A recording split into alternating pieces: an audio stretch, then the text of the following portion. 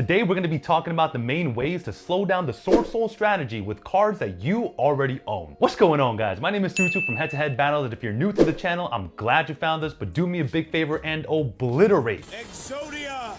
Obliterate! That like button and subscribe for more how to beat videos. The main hand traps that we're going to be talking about today are going to be Ash Blossom and Joyous Spring, Infinite Impermanence, Effect Failure, Nibiru, Maxx C, and Dimension Shifter. Now, there are less notable cards that you could use like Token Collector and Kaijus, but you're going to get punished if you're not up against the Swordsoul engine.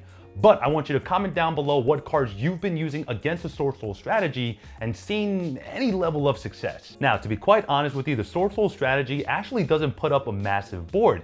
If you really think about it, they only put up an Omni Negate in the form of Barone, they have a targeted Monster Negate in the form of Chi-Xiao, and a Pop 2 in the form of Blackout, only if they can target another worm monster on the field. So, I do recommend a break your board type of strategy in the form of Lightning Storm and Forbidden Droplets. Now, if you need a deck that can break apart any board in the game of Yu-Gi-Oh!, I highly recommend clicking one of these cards in the corner because I never really know where they are. This is the deck profile that I put out recently with a win rate against Swordsouls, which is about 3-1. This deck is good against any other deck in the game and, allows your opponent to play while at the same time, you being able to break apart their board. All right, let's talk about Ash Blossom and Joyous Spring and when is the best time to use it up against a pure variant. Now, most of the time, if they normal summon Ecclesia, which is arguably their weakest play, ashing them here is really good because they're going to need a long UN in the hand to put up a less lackluster board, right? They do need extenders if they do eat up their normal summon. Now, if they are playing the Hulk variant, ashing Hulk is pretty powerful, but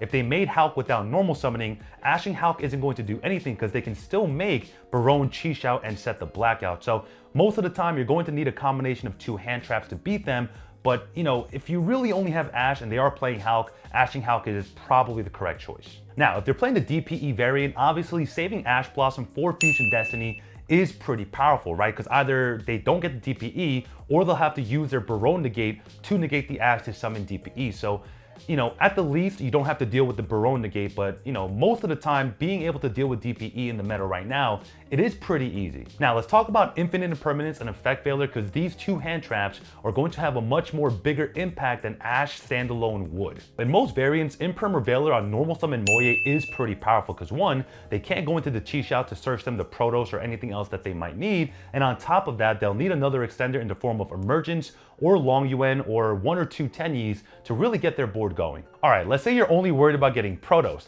Infinite Impermanence or Veiler on the Chi-Xiao will stop them from searching the Protos if they don't already have it in the hand. Now, if you're not playing against Protos, Imperming or Veilering the Chi-Xiao will stop them from adding Long Yuan to the hand if they don't have it already. And most of the time, if you Imperm and have Ash, you can Imperm the Chi-Xiao and Ash the Emergence, which is still a really powerful play. Another play that Swordsoul players can do is normal summon Taiye, but good thing for you, Taiye is an ignition effect, which means that you have a window of response. Now, if they have something in the graveyard that they can banish off of Taiye, I highly recommend using Infinite Impermanence or Veiler on the Taiye before he can use its effect, because its effect actually banishes for cost. So you're gonna have to do it before your opponent can even say a word. And finally, these two hand traps are really good against Halqa-Fibrax and Verte because even if they try to chain block, because Veiler and Imperm targets, you can't really chain block to stop getting Veilered or stop yourself from getting Imperm. So, Imperming their Hulk and Verte are also really, really good choices. All right, let's move over to Nibiru the Primal Being. Now, most Swordsoul players don't summon Barone as their third summon because they just love normal summoning Moye. Most of the time, after the token summon off of Long Yuan, that's exactly 5 summons, and that's probably the best time to Nibiru. Now, if they have Tenyis in their hand, they can use the token for Link Spider and play that way, but generally you don't have to play up against the Barone, which is really nice, but they can still have a worm on the field if they search Blackout, and you do still have to play through the Pop 2. Up against the Hulk variant, however, you do want to save it for the Despot 001 summon after the Mecha Phantom Beast Auroradon has summoned 3 tokens. So after it summons 3 tokens, Despot will trigger in the graveyard, summoning itself, and this is the prime time to drop that fat rock onto their board. But the one thing you do have to remember is they can go this line without normal summoning. So if they still end up normal summoning Moye and have another worm in the hand, they'll still generally end on their original board, which is Barone, Chi-Xiao, and the Blackout. Now let's talk about Maxx C. Most Swordsoul players do not want to take the Maxx C challenge, right? Because they're going to need to summon a minimum of 2 to 3 times to put up even one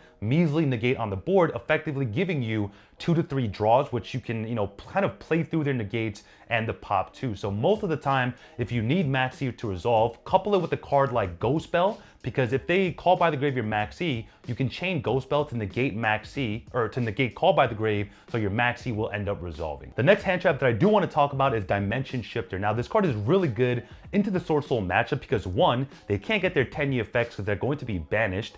2, they don't get the draw off of Moye because it's banished.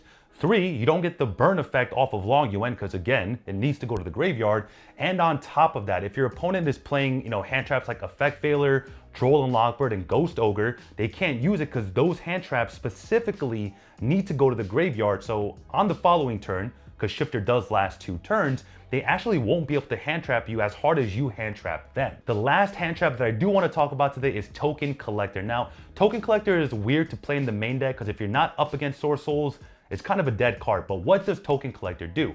Token Collector says that, you can summon it, then use its effect on the field to destroy all tokens, and your opponent cannot summon tokens anymore. So generally speaking, all they have in the field is a Moye, and if they, hard drew the blackout, they'll set the blackout and have a pop 2 plus hand traps. But most of the time, because the deck, mainly runs pure gas, they really probably won't even have the hand traps or have the blackout because they don't even want to see the blackout anyways. Now, let me be really honest with you, okay? The Swordsoul strategy is really strong, and you're going to need a combination of any 2 hand traps mentioned in today's video to slow them down or halt them to a complete stop. But I do recommend the breaker board strategy, and again, click this link here or here for the deck profile. That deck can break apart pretty much any board, and the Swordsoul board is actually pretty easy to break, like I mentioned at the beginning of the video. And finally, I hope this video helps you on your journey to becoming the king of games. And if you guys did enjoy this video, make sure to obliterate that like button and subscribe for more how to beat videos. And don't forget to comment down below what cards you use to see success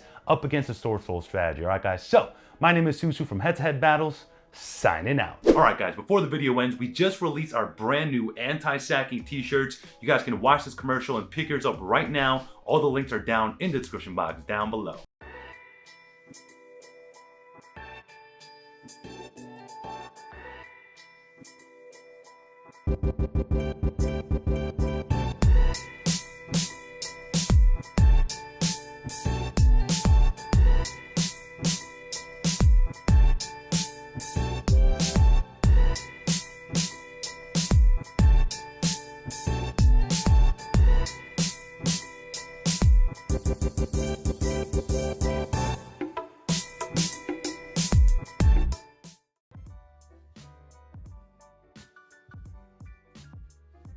What's up, guys? If you haven't subscribed, make sure to click that button right there in the middle. Also, if you haven't watched that video that YouTube is recommending you, it's probably crazy, all right?